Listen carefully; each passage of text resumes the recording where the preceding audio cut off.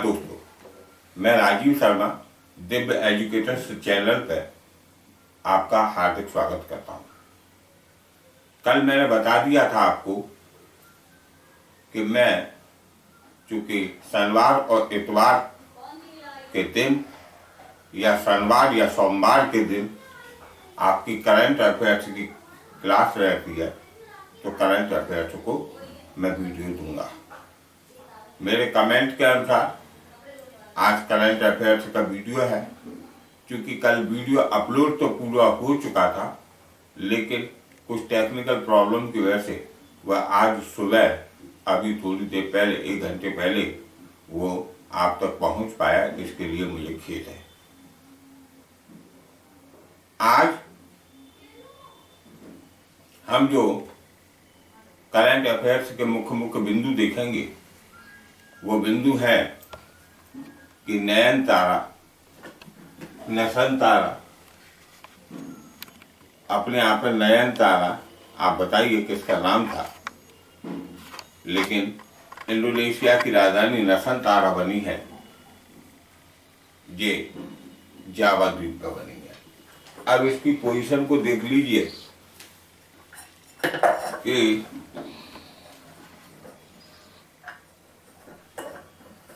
Indonesia ये वाला है, आपको दिख रहा होगा, और इसमें ये इंडोनेशिया के बड़े बड़े द्वीप दिखाए गए हैं। भारत के पिग्मेलियन पॉइंट से या इंदिरा पॉइंट से आपको इंडोनेशिया का द्वीप जो है सुमात्रा, वो सबसे नजदीक मिलेगा। इंडोनेशिया का राष्ट्रीय ध्वज गरुड़ है, जो भगवान विष्णु की सवारी है। इंडोनेशिया में मुस्लिम आबादी बाहुल क्षेत्र है, तथापि वहां पर हिंदुओं की मान्यता आज भी मान्य है।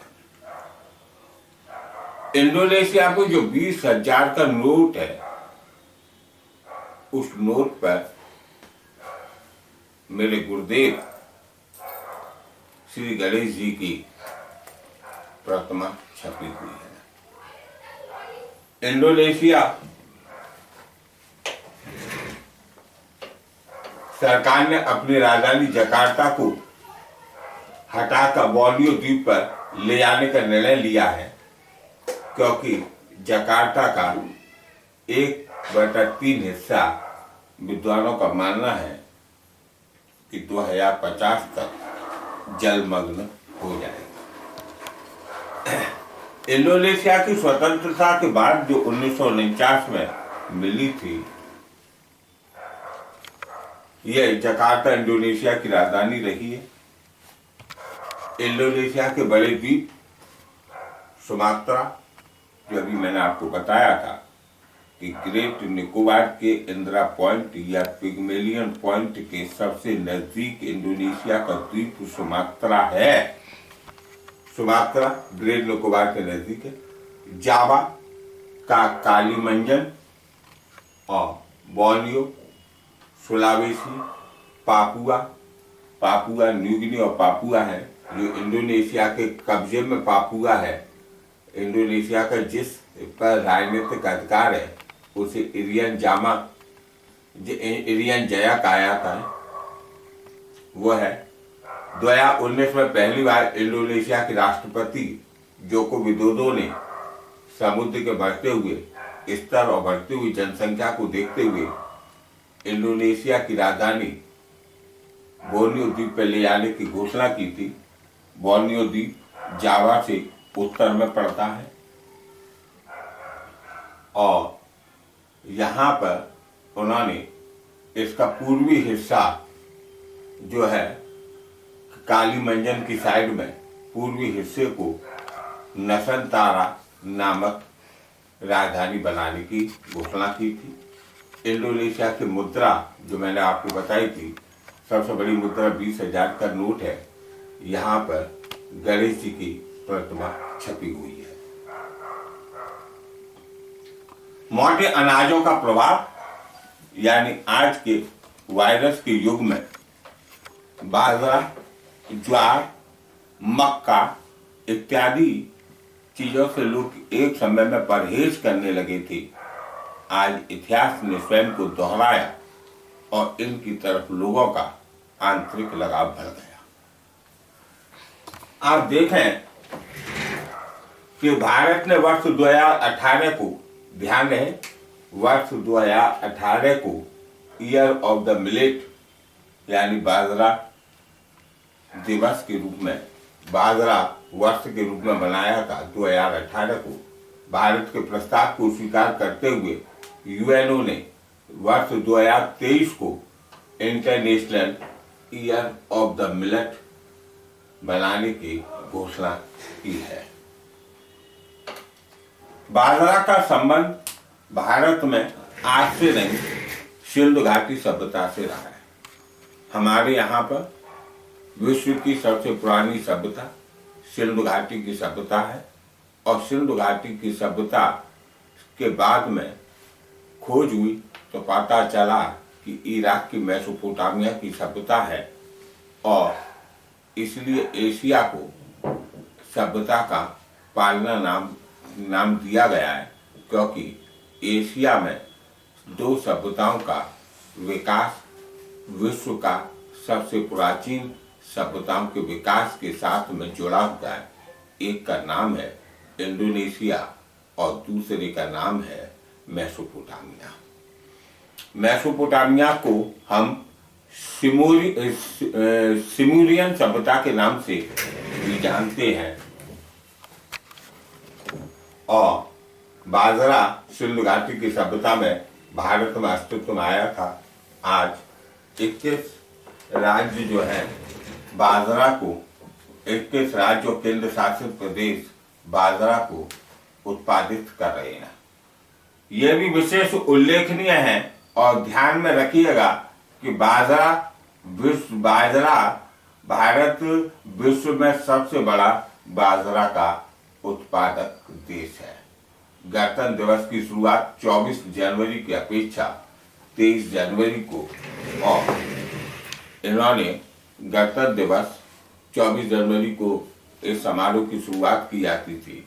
अब 23 जनवरी को इस समारोह की शुरुआत की जाएगी। इस आशय की घोषणा हमारे परम आदरणीय प्रधानमंत्री श्री नरेंद्र मोदी जी ने की थी और इन्होंने यह घोषणा सुभाष चंद्र बोस का एक प्रसिद्ध नारा था कि तुम मुझे खून दो मैं तुम्हें आज़ादी दूंगा। इन्होंने इनकी यानी नेताजी की 125वीं वर्षगांठ पर यहाँ पर 23 जनवरी 2022 को नेताजी की 125वीं वर्षगांठ होगी। उस वर्षगांठ पर इन्होंने ये घोषणा की है कि भारत में स्वतंत्रता एवं गणतंत्र दिवस की शुरुआत 24 जनवरी की अपेक्षा अब 23 जनवरी को होगी। भारत में एक बात तो ध्यान रखिएगा कि 1911 में जॉर्ज पंचम जब आए थे तो उन्होंने भारत की राजधानी दिल्ली को बनाया था। वहाँ पर उनकी इंडिया गेट पर के पास में उनकी एक प्रतिमा लगी थी जॉर्ज पंचम की, उसे हटा लिया गया है और यहाँ पर कल यानी आज 22 तारीख है, कल 23 तारीख को हमारे परम आदरणीय नेताजी सुभाष चंद्र बोस जी की प्रतिमा को अनावृत करेंगे हमारे परम आदरणीय प्रधानमंत्री श्री नरेंद्र मोदी जी। वहीं पर अब इसके बाद में आप इधर देखिएगा कि Amar Jawan Jyoti to be extinguished after the 50 years, यानी अमर जवान ज्योति की पर जो मतलब सपोज कीजिए कि ऐसे होता था कि यह नीचे धरातल है, इस पर राइफल उल्टी लटकी हुई है, उल्टी रखी हुई है, इस पर तोप रहता था जो कि जवानों का प्रतीक था तो थोड़ा लीन अवस्था में था और इस ज्योति के मतलब इस जो प्रतिमा टोपी की बनी हुई है इसके चारों ओर 4 ज्योतियां होती थी। इन ज्योतियों में प्रत्येक ज्योति जो है क्रम से एक जलती रहती थी, 24/7 जलती रहती थी। वो 1972 से जलना शुरू हुई। अब 2022 में उस ज्योति को उठाकर वहीं पर नेशनल वार मेमोरियल में ले जाने की घोषणा भी कर दी है, यानी एक्सटिंग्विश मतलब बुझा देना। अब अमर जवान ज्योति पर वह ज्योति नहीं चलेगी, यानी 50 वर्ष बाद ये बड़ा चेंज आया है। ये इंडिया गेट की ऊंचाई 42 मीटर है। इसे ब्रिटिश सरकार ने बनवाया था और इसे all India war memorial arch British काल में कहा जाता था। प्रथम विश्व युद्ध जो कि 1914 और 1918 में हुआ था, तृतीय आंग्ल अफगान युद्ध में जो सैनिक शहीद हुए थे उनकी यादगार में ये बनवाया गया था। इंडिया गेट पर सैनिकों के नाम लिखे हैं। प्रारंभ में इंडिया गेट पर अमर जवान ज्योति नहीं थी। 1972 में हमारे देश की आयरन लेडी प्राइम मिनिस्टर कही जाने वाली श्रीमती इंदिरा गांधी जी ने इस ज्योति का उद्घाटन, इस ज्योति को प्रज्वलित कर इस ज्योति को 24/7 का उद्घाटन किया था। अब इसे 2022 में बुझा दिया जाएगा। 2019 में श्री मोदी जी ने नेशनल वार मेमोरियल बनवाया था जो कि अमर जवान ज्योति से 400 मीटर की दूरी पर है। नेशनल वार मेमोरियल 2019 की खासियत क्या है ये मैं आपको बताने की कोशिश कर रहा हूँ। ये एक रिंग शेप में है और इसमें 4 सर्किल है। प्रथम सर्किल यानी फर्स्ट सर्किल इसे अमर चक्र कहा जाता है और इसे में अशोक स्तंभ है बीचों बीच में। ठीक। सेकंड सर्किल इसे वीरता चक्र कहा जाता है। इसमें 6 ब्रॉन्ज मुरल्स हैं और थर्ड सर्किल इसे त्याग सर्किल कहा जाता है। यहाँ पर जो ईंटें लगी हैं उन पर शहीदों के नाम लिखे हुए हैं।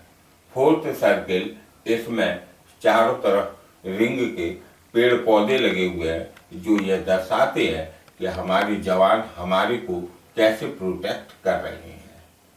अब लास्ट क्वेश्चन है कि टोंगा वोल्केनो इरप्शन, यानी इरप्शन मतलब फटना। ज्वालामुखी जो फटा है उसका पूरा नाम है, ध्यान रखिएगा, हुंगा टोगा हंगा हापाई।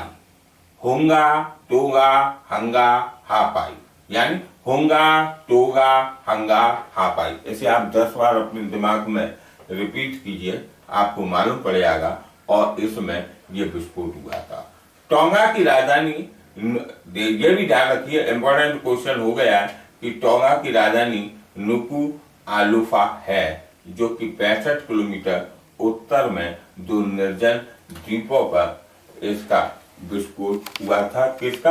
होंगा टोगा हंगा हापाई का। इससे सुनामी आई, 10,000 किलोमीटर तक इसकी आवाज को सुना गया। भारत में चेन्नई में भी इसकी आवाज को सुना गया। ये 5.8 रिक्टर पैमाने का इसने अर्थक्वेक यानी भूकंप को पैदा किया था और ये अलास्का तक इसकी आवाज को सुना गया था। इसमें 1.5 मीटर की आवाज सुनामी जापान तक महसूस की गई है। अब इसके लिए तमाम हमारे विश्व के तमाम देशों ने इसे रेड अलर्ट पे दे रखा है। ये पैसिफिक सी में उत्पन्न हुआ है और हम आपको पहले भी बता चुके हैं कि पैसिफिक सी को रिंग ऑफ फायर के नाम से जानते हैं। अब इसके विषय में चूंकि ये बड़ा टॉपिक है तो मैंने सोचा कि इसमें ज्योग्राफी को कंटिन्यू करते हुए मैं इसमें आपको ज्वालामुखी के विषय में बताऊं। ज्वालामुखी क्या है, कैसे उद्गार होते हैं, वेंट क्या है, क्रेटर क्या है ना, ये सभी चीज़ें इसमें मैं आपको बताऊं। और बताने के बाद में पूरा ज्वालामुखी कराने के बाद में आपको ये भी बताऊं कि प्रशांत महासागर को रिंग ऑफ फायर क्यों कहा जाता है। इसके बाद में इसके मैं हुंगा हापाई विस्फोट के विषय में पूरा आपको क्लियर करूँगा। आपको यदि मेरा वीडियो अच्छा लगा तो उसे लाइक, सब्सक्राइब और शेयर कीजिए। कल तक के लिए।